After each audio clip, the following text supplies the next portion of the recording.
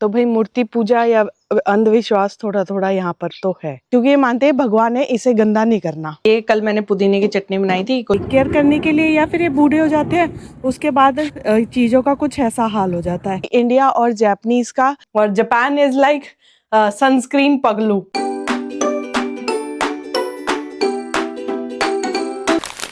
Hello guys, welcome back to our YouTube channel और आप सभी का स्वागत है हमारे एक नए ब्लॉग में। अभी हम फिलहाल जा रहे हैं मॉर्निंग वॉक पर। 5:30 टाइम हुआ है। आप लोग कमेंट करो आप लोग कितने बजे उठते हो। अभी कुछ दिनों से ना मैं चाइना के ब्लॉग्स ज्यादा देख रही हूँ, तो मैंने देखा कि वहाँ के लोग ना 5-5:30 तक डिनर कर लेते हैं। अगर कोई पार्टी भी है तो वो क्या करते हैं, 4-4:30 तक रेस्टोरेंट पहुंच जाते हैं और वहाँ पे पार्टी शार्टी कर रहे होते हैं। तो शोगन साहब बोलते हैं कि ना अपने यहाँ तो 5 बजे धूप लगाते हैं कि हाँ अब ग्राहक आएगा, अब पेल के खाएगा 8-9 बजे तक। तो लो भाई, ये केकड़े आने स्टार्ट हो चुके हैं। अब ये इतने आ जाएंगे ना, इतने मतलब आधे तो इतने ज्यादा मरे पड़ेंगे। शोगन साहब उसकी आंख पे लगा रहे हैं। मत करो यार सुबह सुबह। आंख पे नहीं, टांग के साथ किसी किसी के वो तंग करना।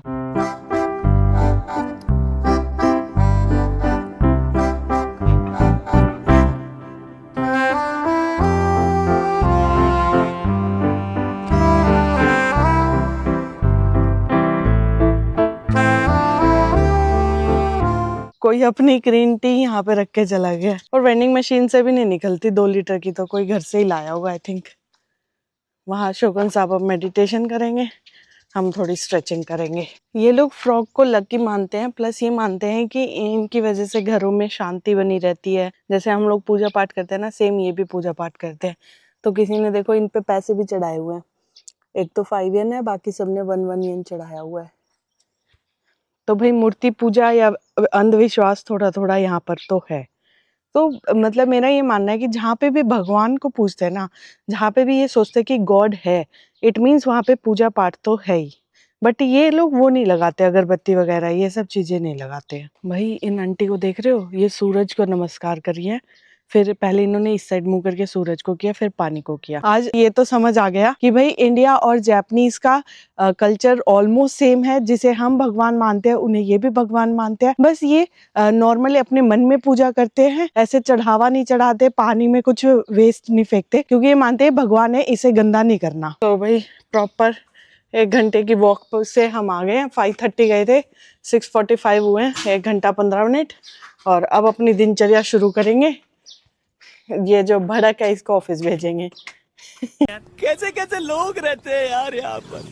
चलो तुमको पागल कुत्ते का गाड़ी उठा के ले जाएगा, बता रहे हैं हम। यहाँ अभी मैं बना रही हूँ लंच शोगन साहब के लिए, जिसमें है वर्मिसेली सब्जियों वाली, और ब्रेकफास्ट में जाएगा इनका ऑमलेट। जापान का वेदर ऐसे चेंज होता है। अभी हम घूम के आए थे ना, इतनी बढ़िया तीखी धूप थी, और अब एकदम से पूरे बादल आ गए हैं। बट वहाँ पे थोड़े थोड़े ब्लू स्काई दिख रहा है ना आपको, यहाँ पे तो पूरा बादल है, शायद बारिश आ सकती है।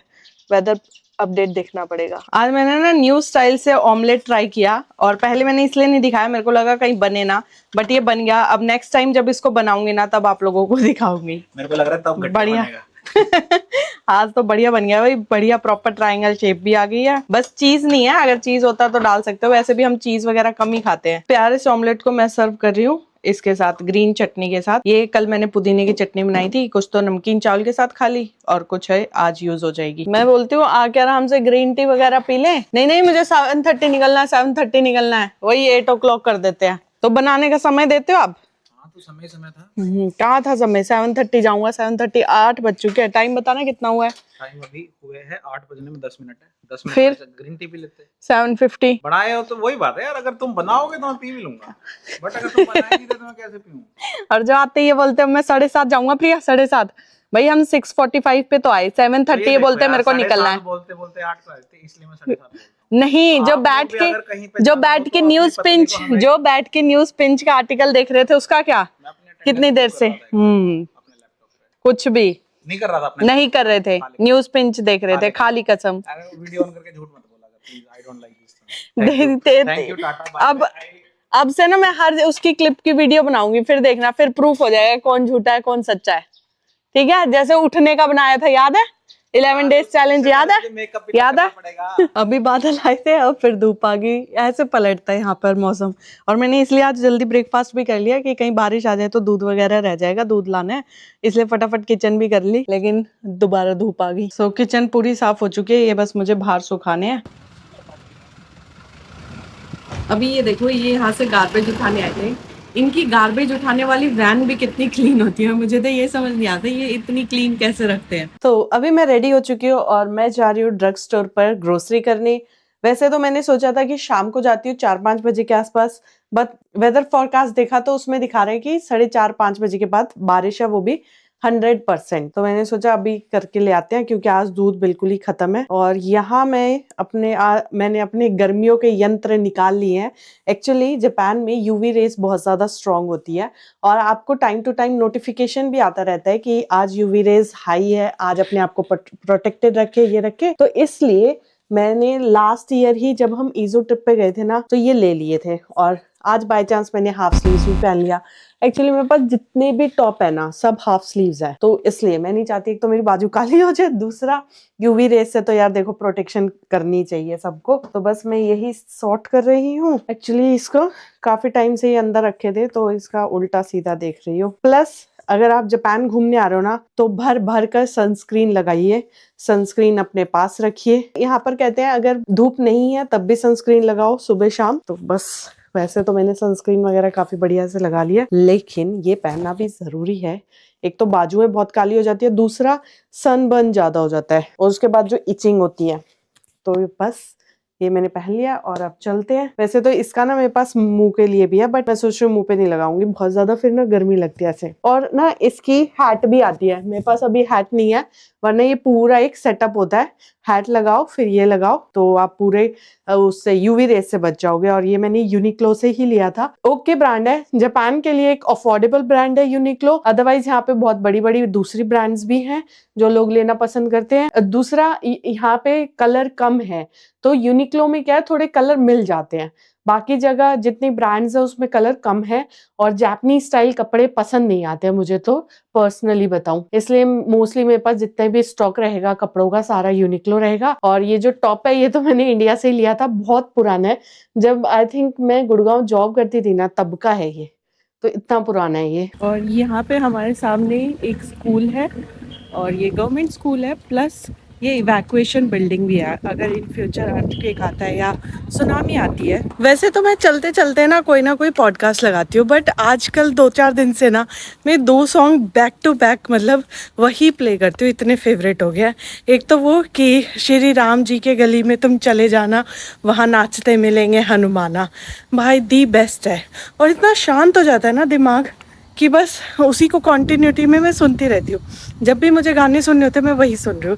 और दूसरा वो कित से एक हरियाणवी सॉन्ग है, वो पूछता है कि भाई मेरे सारे यार दोस्त पूछ रहे कि तू कहाँ है और मैं हूँ अपने भाइयों के दिलों में, ऐसे करके गाना है। कोई ज़्यादा ट्यून नहीं है, कोई ज़्यादा वो नहीं है, लेकिन पता नहीं क्यों एडिक्शन बहुत ज़्यादा है उस गाने को लेकर। अगर आप लोगों को भी हरियाणवी गाने और भक्ति वाले गाने पसंद है तो मेरे कहने पर ये 2 गाने ज़रूर सुनकर देखना। टमाटर की बेलें लगनी स्टार्ट हो चुकी हैं और टमाटर के तो फूल भी आ चुके हैं पीले पीले बढ़िया से। अब स्टॉक में आया करेगा टमाटर, फिलहाल चल रहा है प्याज और आलू।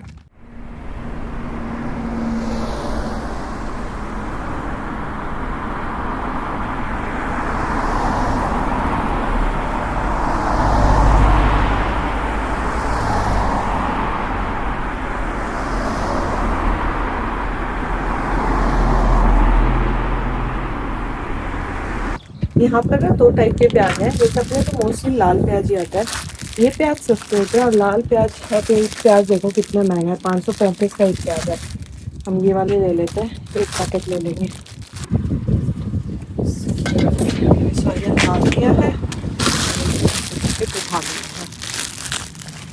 ये देखो अब अंदर दूसरी फसल लगने का समय आ चुका है, पहली फसल कट चुकी है। अब आई थिंक इसको थोड़ा टाइम दिया जा रहा है जमीन को। अब यहाँ पर लगेंगे टमाटर ही टमाटर। पहले यहाँ पर आलू था और प्याज था और मटर भी थी, काफ़ी ज़्यादा मटर थी। इसमें ऑलरेडी देखो टमाटर लगे हुए हैं, अगर आप देख पा रहे हो कितने सारे टमाटर हैं। थोड़ा जूम करूँगा। और कुछ टमाटर तो लाल भी हो रहे हैं। यार ये देखो कितने फास्ट है। ये वही फार्म है जहाँ पे हमें अभी संडे को, आज वेडनेसडे ही है शायद, हाँ संडे को कुछ लोग मिले थे जिनसे हमने सोचा कि यहाँ पे फार्मिंग का एक्सपीरियंस दिया जाता है, बट उन्होंने बोला नहीं, वो यहाँ पर खुद फार्मिंग करते हैं। तब ये पूरा ब्लैंक था और आज इन्होंने यहाँ पे फसल भी लगा दी है। देखो बहुत ही यार, उस दिन तो संडे की बात है और आज तो तीसरा ही दिन हुआ है। वैसे तो यहाँ पर वेस्ट का काफ़ी ज़्यादा सेग्रीगेशन है, बट फिर भी आपको कहीं जगह पर ऐसा देखने को मिलेगा। या तो यहाँ पर लोग कम हैं टेक केयर करने के लिए, या फिर ये बूढ़े हो जाते हैं, उसके बाद चीज़ों का कुछ ऐसा हाल हो जाता है। तीसरा मुझे ये भी लगता है कि यहाँ पे इतनी स्ट्रिक्टनेस है हर चीज़ को।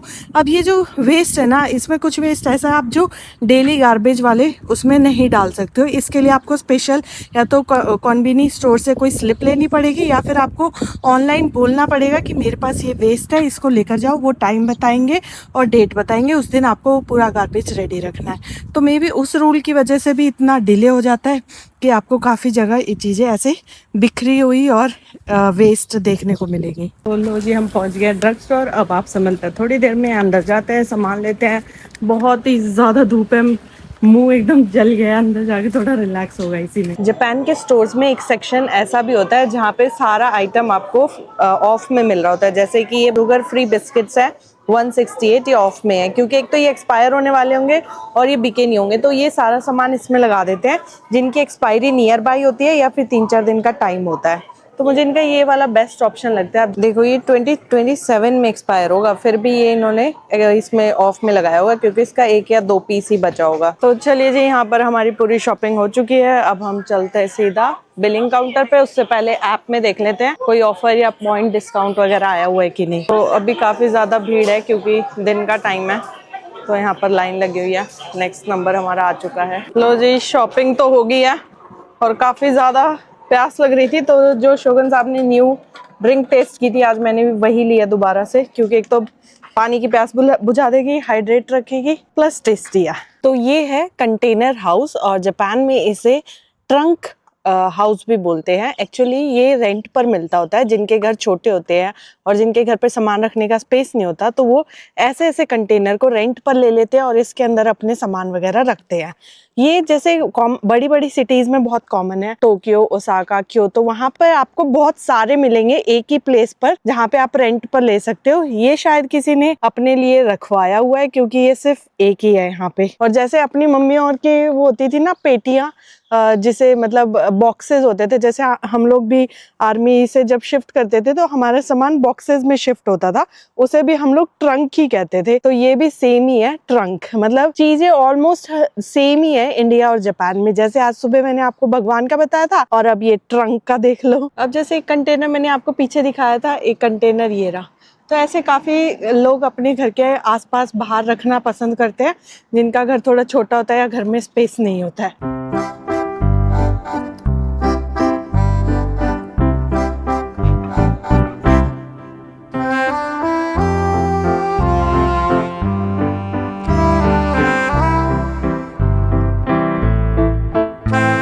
तो जस्ट अभी घर पहुंची हूँ, बहुत ही ज्यादा प्यास लग रही थी।